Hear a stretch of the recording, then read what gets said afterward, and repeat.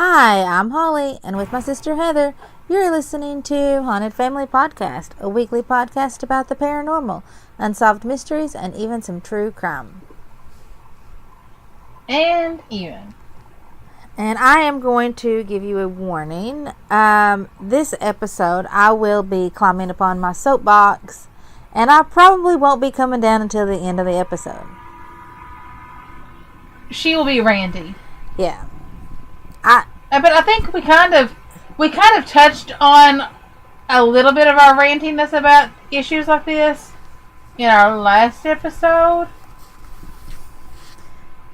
And that's kind of the culture of we can't parent shame, and everyone's style of parenting is correct no matter how horrible it is.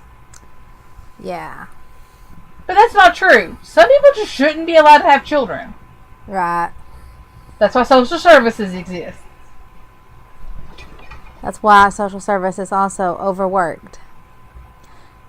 All of my social worker friends work harder than any other profession that I know, and they all freaking deserve raises. So, before we jump in, do we have any updates for this week?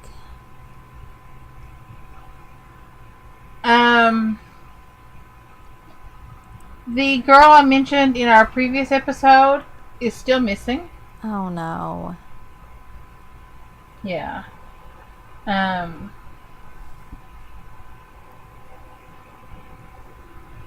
So that's sad. It is. I hope they find her. Yeah. I have no updates. Nothing's happened here. Our YouTube channel is doing very well. It is. One of our videos got like 70-some views this week. I know there are people listening that's like, that's not a lot. But for us, it's huge. It is. It's huge. And we still celebrate every single download of our podcast. We do. And, we're getting some pretty good downloads on our podcast every episode. Review, like, it's a little celebration. Yes. Even that one jerk that left us a negative review about the Right Pat episode, I mean, I disagree with him, but because I still celebrate that we got our first. We made somebody so angry that they left us hate mail. I know. I thought I was back in high school again. It was great. Because you're making it when you get haters. I feel like a Kardashian now. Which Kardashian would I be? Yeah, you're right. I would not be Kim, though. I would be... You're Courtney. I would definitely be Courtney. Only, I couldn't imagine you not having a microwave in your house. She doesn't have a microwave in her house? No. She thinks that microwaves are bad. Yeah, I couldn't do that.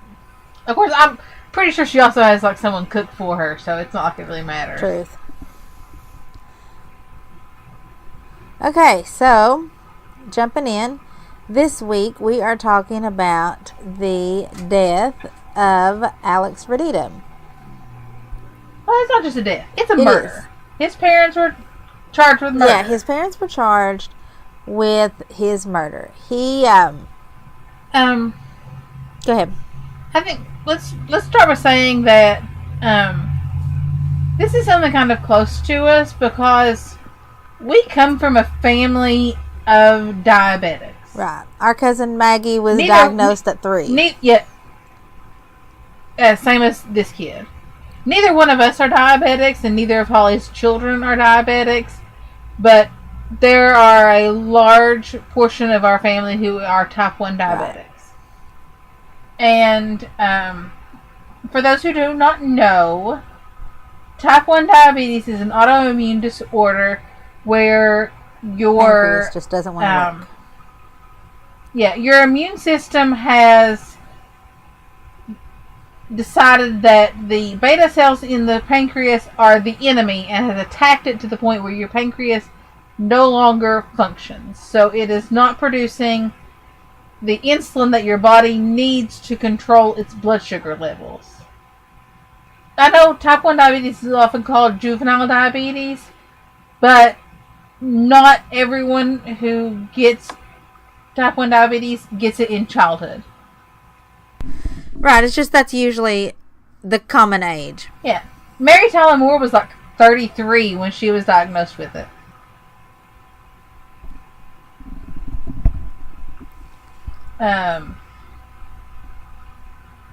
So, yeah, this kid was 3 years old, and he started having the classic symptoms of diabetes. He was super thirsty. Losing lots of weight with no real cause. Frequent urination. Bedwetting. Off the charts appetite. Yeah, but now, when you couple lots of appetite with lack of weight gain, actually just decreased weight, that's usually just a telltale sign that there's something up. Yeah. So I took him to the doctor, and the doctor said he's diabetic. It's pretty easy. I wouldn't say easy. Well, it's usually something that when a child is brought into the emergency room, they can tell you right then, hey, we're pretty sure it's this, but here's your appointment with your endocrinologist. Right. And for the rest of his life, he will be on insulin. He should be taking his blood sugar at least 3 times a day and giving himself they should be giving him insulin as needed, depending on his numbers. But that didn't happen. Instead, his mom said, no, I don't think it's diabetes. And so they did nothing. Which, if you have type 1 diabetes, is not a good thing to do. Yeah. In just a few years after he was diagnosed, he had already been hospitalized 3 times for issues with his blood sugar. Type 1 diabetes can kill you. Yeah. At the very least, it can make you go blind. And yeah. He was diagnosed in 2000, and in 2003, he was taken to the hospital for a viral infection and vomiting. Being sick can really screw up your blood sugar levels if you're diabetic. Yeah. So the fact that he was also not on insulin makes it even harder. His mom told the doctors that he had only been like that for a few weeks, but the doctor, looking at his numbers, knew that couldn't be true. So the doctors and the state moved to have him taken from his family. And he was. And for a full year, he thrived in foster care because he was on a diabetic regimen that involved a proper diet and blood sugar monitoring and insulin. And he really thrived. And then the next year, the courts decided that he needed to go back to his family because the courts in Canada are, just like the United States, are big on family unification. Which is not always a good thing. No. The family decided that they were going to homeschool their children. Alex was not their only child. Right, because at this point, the judge said that he felt confident in giving the child back to his parents because he would be monitored in the school system. Well, they pulled him out. So he's no longer being monitored by the school. Right. And then they up and moved. In which case then he didn't have anybody around that knew him and knew what was going on. So he had no teachers supervising him. social workers were already pulled off of the case, so he didn't have any social workers checking in on him. And the parents immediately started pretty much holding him hostage in their house. He wasn't able to go anywhere. He wasn't able to do anything. And they slowly starved him. Between 2009 and 2013, there was a decrease in diabetic supplies for Alex. So now, take into consideration, this is Canada. Canada has health care. There is no excuse for them not to be getting him proper treatment, except that the family felt that the doctor was wrong, and that ultimately God was the one to diagnose him and treat him, and that God would heal him of whatever was wrong. Right. Well, the 6 months leading up to his death, no diabetic supplies were purchased. None. So at that point, he was no longer getting insulin. At all. That was really when they started, there's no other word, that's when they slowly started torturing their child to death. Because his death was not fast. I mean, and it was, at this point, it was painful. They should have just shot him. Yeah, because he was starved to the point that he weighed 37 pounds. He had 41 ulcers on his body, and a wound on his jawbone that showed,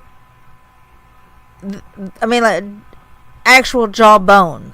A church member said that she visited the house the day before his death, and he came downstairs at a snail's pace, and he had a hole in his neck and a sore on his jaw that you could see bone in.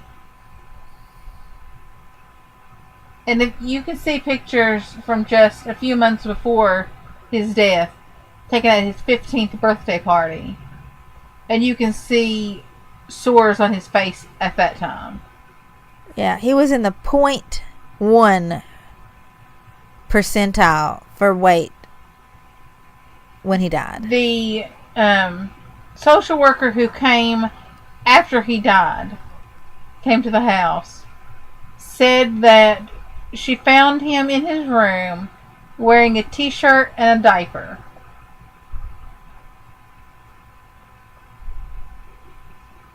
And then let me see if I can find the full transcript instead of just my notes on it. Okay. He was an emergency worker, so I don't know if it was an actual social worker or if it was like EMS.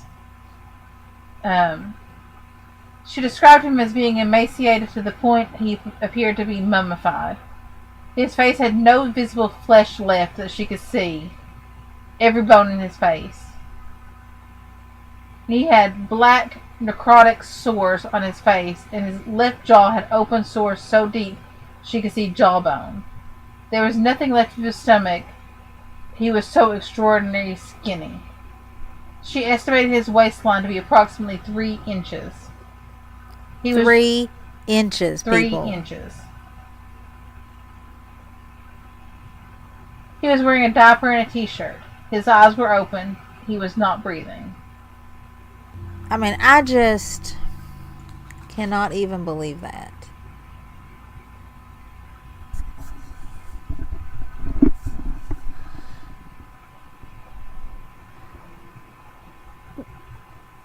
I'm speechless. I'm sitting here trying to think about what to say next, and I don't know what to say.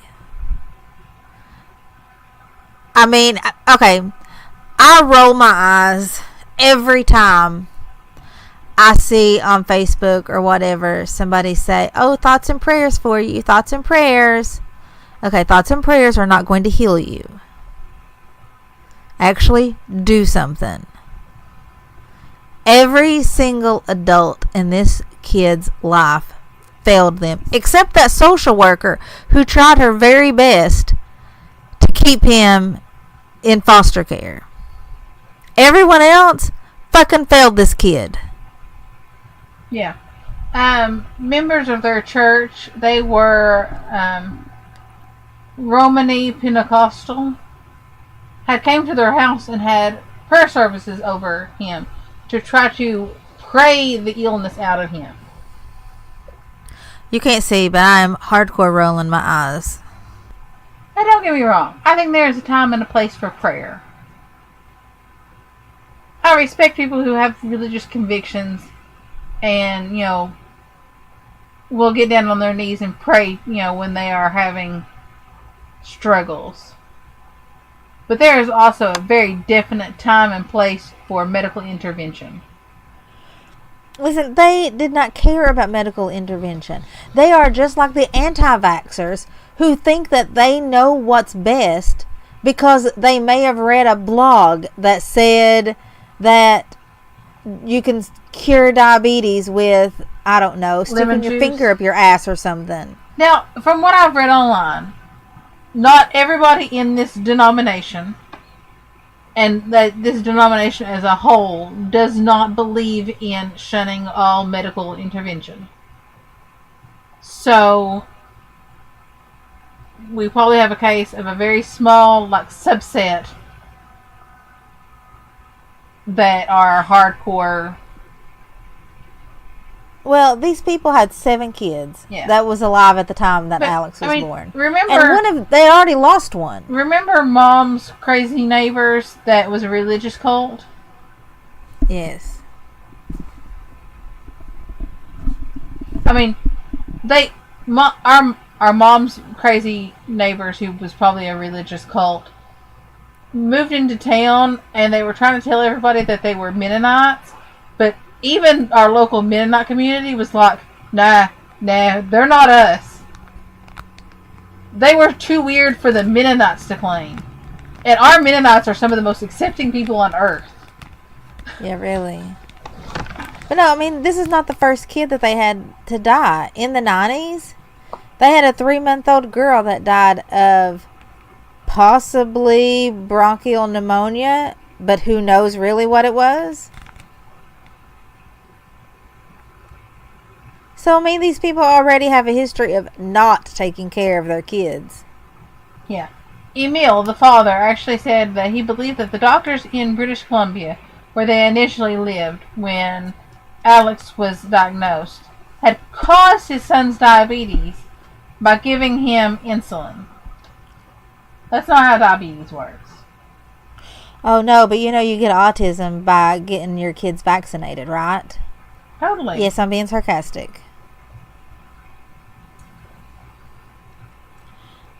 No, I feel like my feelings about vaccinations should be well documented, seeing how I've had pertussis at one time, and I don't wish whooping cough on my worst enemy.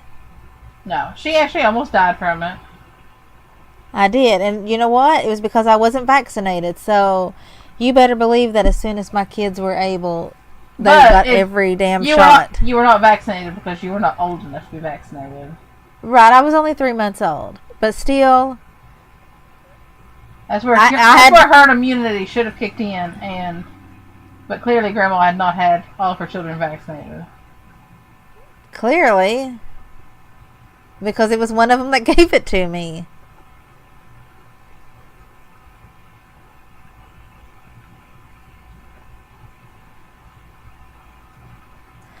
I'm just saying, people, listen. Trust your doctors. They've gone to school for a really, really long time. And they've worked their butt off to get to a point where they can take care of you. Okay?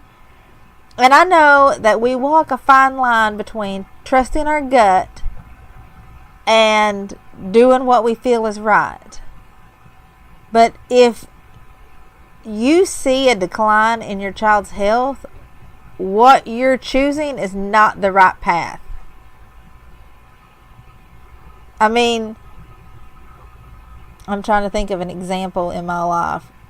Okay, so I got into an argument in the ER once where one of my kids, I think it was Emmy, I wanted her swabbed for strep, and I normally would not take my kids to the ER for something like that, but it was the middle of the night on a Saturday, and she was miserable. So to the ER we went. And she had a super high fever. So we go, and he tells me that she has a cold, which she does have a cough, but that's not why we were there. So I demanded that she be swabbed. He was saying no, he didn't want to swab her.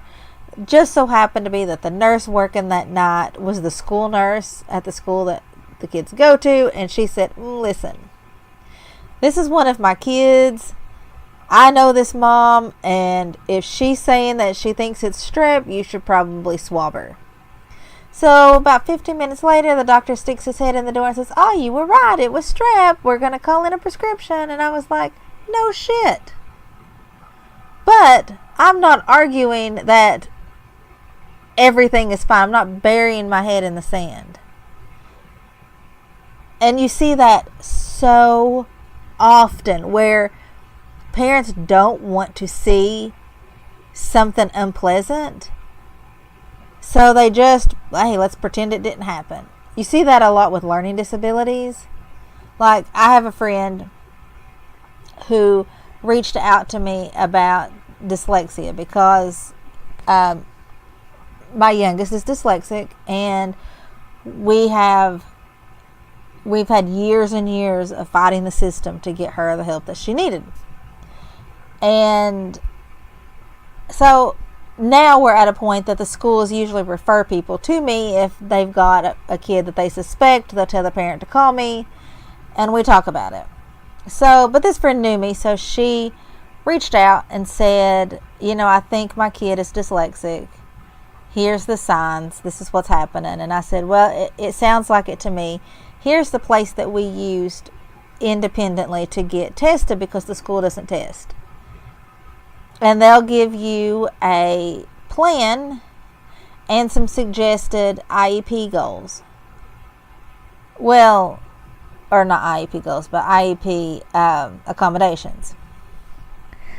So this mom, who is a friend of mine, said, oh no, I don't want to make his teacher mad at me. I'm just not going to get him tested. I was like, well, congratulations on setting your child up to fail.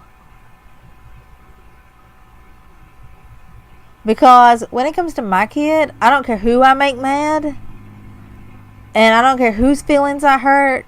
Their best interest is always priority number one. And it always surprises me when that's not everybody's first thought. Like, my child's well-being is the first thing I think of. And it baffles me that somebody would be so worried about what somebody else thinks, or so worried about the effort or whatever, that they just do nothing. This is, Alex Radita's case is not isolated though. If you have kids more than once in your life, you're going to get some shit on your hands. Literally and figuratively. So was this case solved? Because I couldn't find whether, like, beyond they were charged with murder. Yes. Both of them, they set for a bench trial. A bench trial is where there is no jury. The case is argued before just the judge, and the judge makes the decision. And they were both sentenced to life in prison with parole eligibility after 25 years.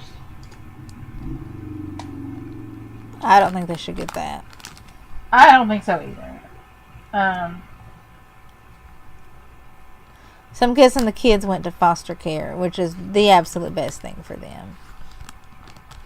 But I mean, this is not isolated. There have been cases all over the United States of children born into families who have very strict religious beliefs about medical care, and they have died as a result of it. I know there's the Church of Christ Scientists, the Christian Scientist Church, however they say it. They've had several children die because their parents refused to get medical care. In 1988, a 12-year-old, Ashley King, her parents withdrew her from school because in the previous year because she had a problem with her leg. Really, the parents were trying to keep mandatory reporters from being able to see the child. The kid had a tumor growing on her leg. CPS was briefly able to get access to the kid and got some medical care, but the parents refused treatment because the only treatment would be to amputate. The parents also refused any medication. So this poor baby, 12 years old, died from a tumor on her leg with absolutely no painkillers.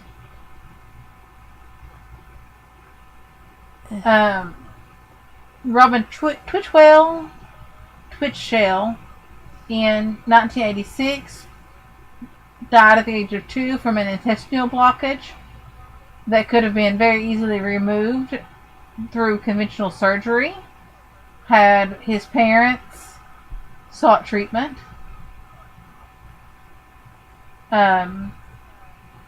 Amy Hermanson died at the age of 7 because her parents refused to give her insulin for her juvenile diabetes. Her parents were convicted of third-degree murder and child abuse. But, thank you, Florida. In 1992, Florida Supreme Court decided they were going to overturn the parents' conviction. Boo hiss. Andrew Wutland died at the age of 12, also from untreated juvenile diabetes.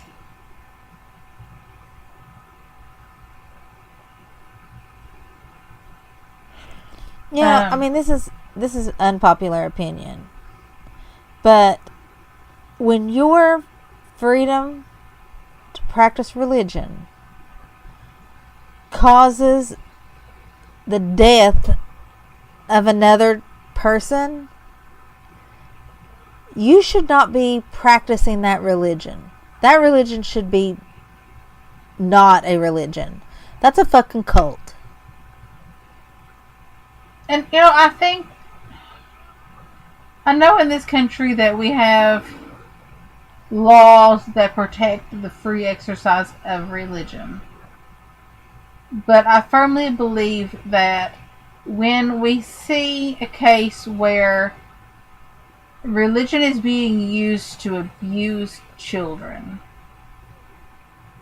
like with the radical polygamist offshoots of the Mormon Church, with these Christian religions that refuse to give children insulin for their juvenile diabetes, I think it is the state's responsibility to step in and protect the interests of the children. Right. And I mean, I only agree on those grounds because we can get so... It is a slippery slope. It's very tricky, the dynamic of separation of church and state. And that's one of the things that makes me so ragey about people who demand prayer in school or demand religious classes in school, because I want to shout at them, do you realize that by doing that, you are setting it up for all religions, not just yours, but then you have to allow Church of Satan, you have to allow any religion that you may not agree with. The Muslims in, you have to allow all of them. And I don't understand why people are so, terrified of even learning about other religions. Oh, me either. I'm just saying we had people who fight for religion in schools don't realize that means not just theirs. Yeah, it means all. But we had a Muslim kid in my grade school, and I used to love when the teacher would let him talk about Islam. I mean, he would sit through. We had Christian missionaries that would come into our grade school, and he would sit through it with us. But I mean, he would also get the opportunity to sit down and talk about his religious beliefs with us, and I thought that was cool. That he got to share his also. Although I'm sure he probably would have loved it if his religious leader could have came in and talked to us. Like our missionaries were allowed to come in. My personal opinion is that all religions should be out of school. As far as organized way, you will always have children praying in school as long as there are tests in school. Truth. Or as long as we've got school shooters. Yes.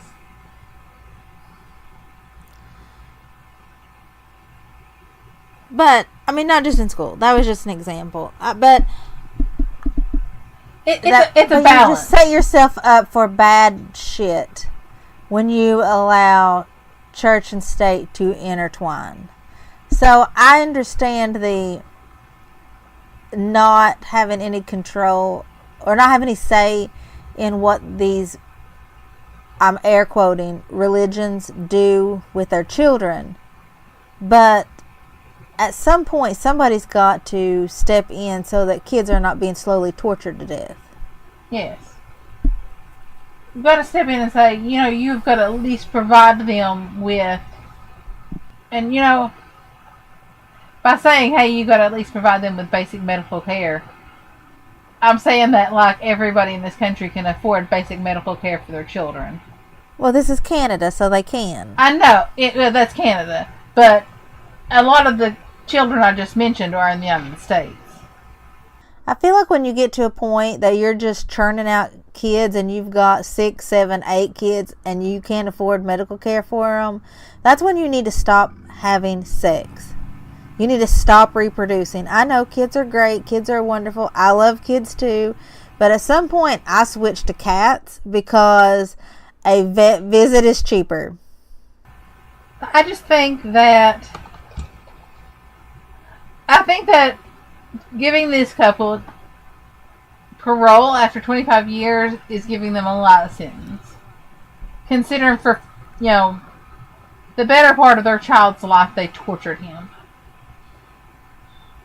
Right. I mean, they probably didn't beat him or anything, but when you consider the fact that they starved him to the point that his neck had no muscle tone, he could not raise his head. The fact that he was 15 years old and had a 3-inch waistline and was wearing a freaking diaper. Yeah. And all it would have taken was a proper diabetic regimen. Yep. He could be alive today, living a semi-normal, active, healthy life. Yeah, I mean, diabetes hasn't really slowed anybody in our family down. Most of them have switched to the insulin pump. A lot of them now have this new monitor that pretty much monitors continuously through this little thing they just snap on to their skin. Yeah, it's pretty cool. Diabetic management has come a long way. And to think that prayer will never take the place of insulin. Prayer will never take the place for proper medical care. I wonder if we'll get bombarded with people who said they prayed and had their illnesses healed. Probably. And if we do, good for you. I'm glad that, it worked for you. But the vast majority of us need help from an MD. I almost said a PhD. Sometimes I need help from a PhD. Yeah. A lot of us need help from actual doctors. Yeah, I mean, I'm not saying that. I'm not saying give up on your religion. I'm not saying don't have faith. No, and I'm saying if you want to pray, then go ahead and pray. I'm saying don't have faith that God is... I'm saying don't have faith that God will work a miracle on you. I'm saying don't expect the miracle. Be grateful if it happens, but don't expect it. God helps those that helps themselves. Yes. Plan for the worst. Hope for the best. But plan for the worst. Okay. I found something interesting. This is from it's like a research. Oh, it's from an advocacy group. Apparently there are at least 20 different religious sects in the United States who teach denying medical care in favor of religious intervention. Faith Assembly, Christian Science, the Believer's Fellowship, Faith Tabernacle, the Church of the Firstborn, Church of God of the Union Assembly, Church of God Chapel, Faith Temple Doctoral Church of Christ in God. That's a mouthful. Jesus through John and Judy. That doesn't sound culty at all. I don't know. How about the Church of Haunted Family Podcast? We do believe in medical intervention, though. True. Christ Miracle Healing Center,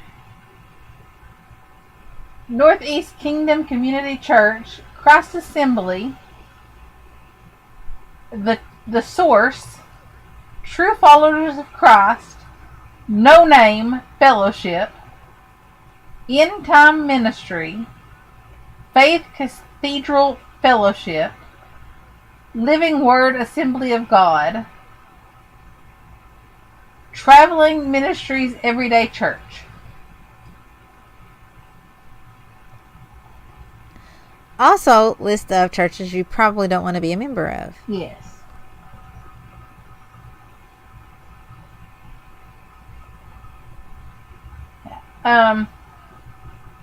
The American Civil Liberties Union's stance on this is that basically children have rights too. Well, yeah.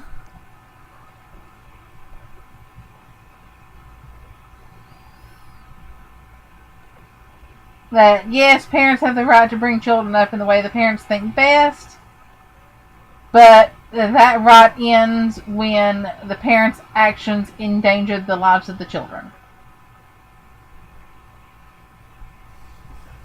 And basically, these religious exemption laws are endangering children.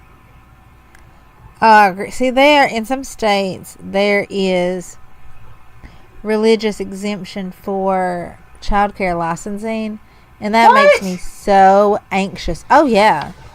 So, like, a church can just open a daycare and have kids swinging from the ceiling? Mm-hmm. Not in Kentucky. Not in Kentucky. But yeah, definitely some people should not have children. No.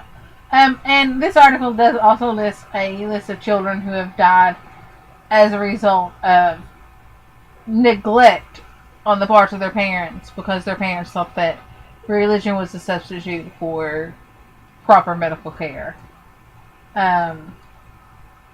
Seth Glasser, 17 months old, died March 28, 1984. He could have been my soulmate, you never know. He had H. flu meningitis, bacterial meningitis. And his parents, instead of calling a doctor, brought in a Christian Science practitioner to heal him.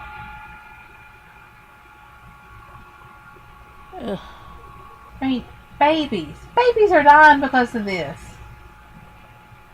I think we as a country need to be better than this. Well, you would think that we wouldn't have to say, hey, parents, please make sure that your child gets their medication and doesn't die.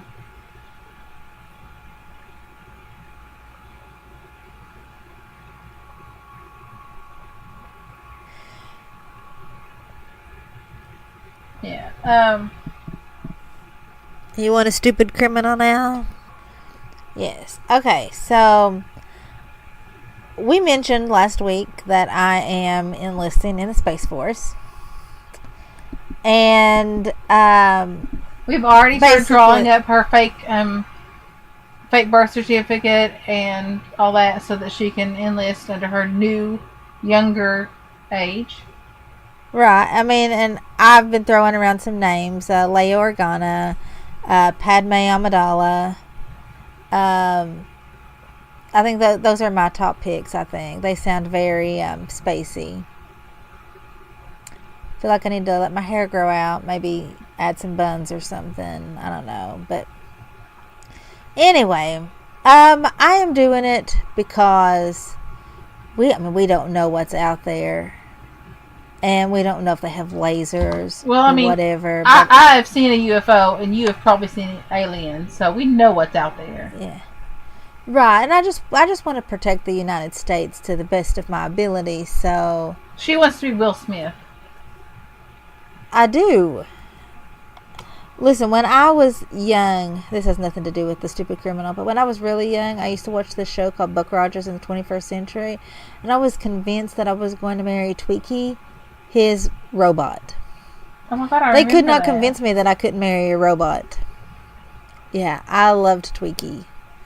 But anyway, so these people obviously wanted to enlist in Space Force also because 30-year-old Jesse Shields and 22-year-old Catherine McCloskey from Clinton County, Pennsylvania, were high on bath salts. People, please don't do bath salts.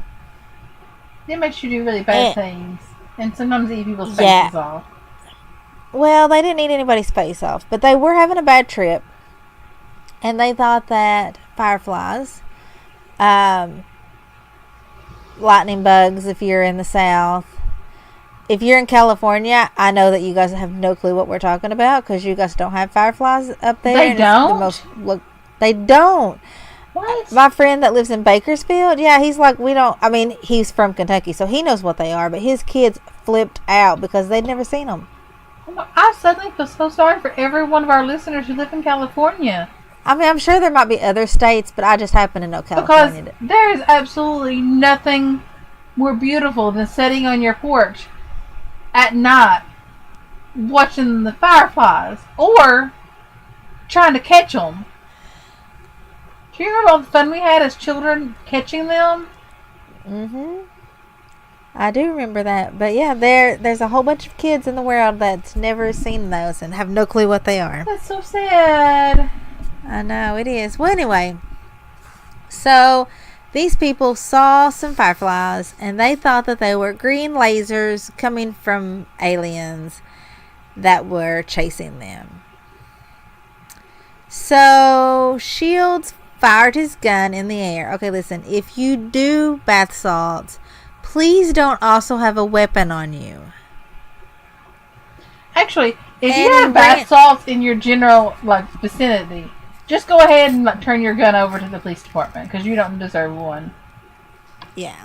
So and we mean the drug bath salt, not what you actually soak in the bathtub with. Right. So he ran to a neighbor's house and asked the people to call 911 because he said that there was somebody chasing him. Yeah. So he broke the neighbor's window, ran to another house, broke their window. I have no idea what the purpose of breaking the windows were. But when the police came, by this time the owner from the house was able to wrestle the gun from Shields and he wanted to take a shower. He asked the homeowner if he could take a shower to get the goo off of his body because it was burning his skin. Yeah. Our California people, fireflies do not burn your skin. No. They're just little bugs that light up. Yeah. So they are both facing charges including burglary, criminal trespass, public intoxication, and disorderly conduct. Weird. They totally burned fireflies.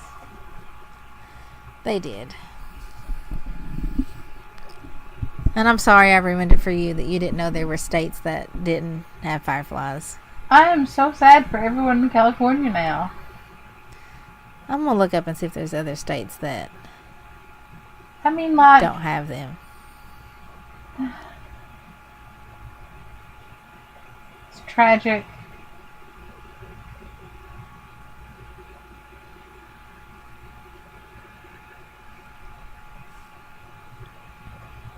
Okay. If you live in states west of Kansas, you are apt not to have fireflies. They probably got lost trying to cross over Kansas. Probably, because you can watch your dog run away for 3 days. And your horse for a week.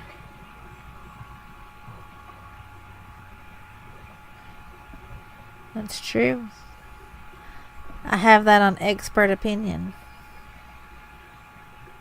Okay, so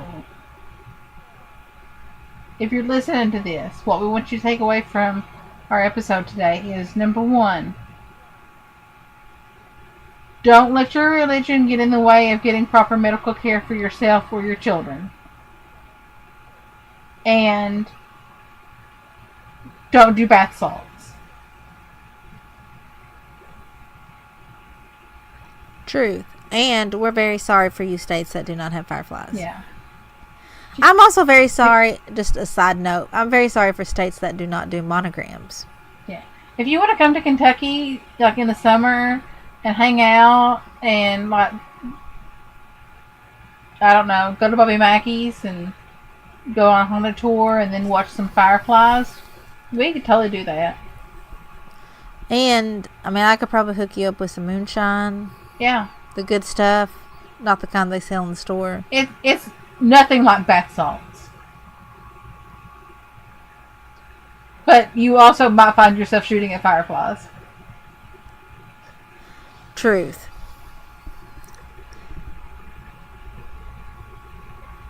Yeah. Also, Podbean for all of your podcast starting needs, and use affiliate code Haunted Family PB, and Cat Hair Glitter Shop on Etsy for all of your supporting Holly and her cat hoarding needs. Yes. No, that's funny. I actually do not hoard cats, but she has several cats. I do have several cats, but I do think I make some pretty good stuff, and I always love it when people her Bigfoot shirts, want to wear it. Her Bigfoot shirts are adorable. My Puckwudgie shirt's adorable. I like to wear it when I go walking because people are like, what? But yeah. I'm actually going to see Jimmy Buffett on Tuesday, and I'm wearing a shirt that says Soul of a Mermaid, Mouth of a Sailor. Yeah. You can find that in the shop too. Check out our YouTube channel. We are really getting YouTube up. Okay, I'm really getting our YouTube up and rolling. I am not. No, she really doesn't have time for it. And YouTube was always what I wanted. So, weekly, sometimes twice a week, installments of true paranormal stories. And we've got other exciting things planned. You're into that? And we've got other exciting things planned for it. So, yeah, stay tuned for our YouTube channel. I've got 3 true paranormal stories videos up right now. One is True Ghost Stories from Kentucky. Because Kentucky is awesome. Yes. One is True Ouija Board Stories. And then the one I most recently updated is Grandpa's Ghost. All ghost stories that involve grandpas. Creepy. Yes. I thought it was kind of fitting, though, since my first ghost experience was with Papa. Right. If you like wrestling, check out World Wrestling Cast on YouTube. Awesome. Yes. I do like wrestling. Yes. It's weekly wrestling recap video episodes. It's really fun. I know the guys who record it. They borrow my microphone. They're pretty cool guys. Yeah. They're just getting started, so watch them. Have fun with it. You'll enjoy it. I enjoy listening to their episodes. Show them some love. Show our YouTube some love also. Like us and subscribe us. Tell your friends about us. I feel like we're rambling now. Thanks for listening. Bye! If you liked this episode, please take a moment to rate and review us on iTunes, Stitcher, or wherever you get your podcast fix. You can also show your love by giving us a shout out on Facebook, Instagram, or Twitter. We are Haunted Family Podcast everywhere. You can also tweet us by going to hauntedfamilypodcast.com/tweet. For merchandise, please go to Holly's Etsy shop, etsy.com/cathairglitter. If you have a stupid criminal, paranormal story, or true crime suggestion, email us at hauntedfamilypodcast@gmail.com. We would love to hear from you. Thanks for listening.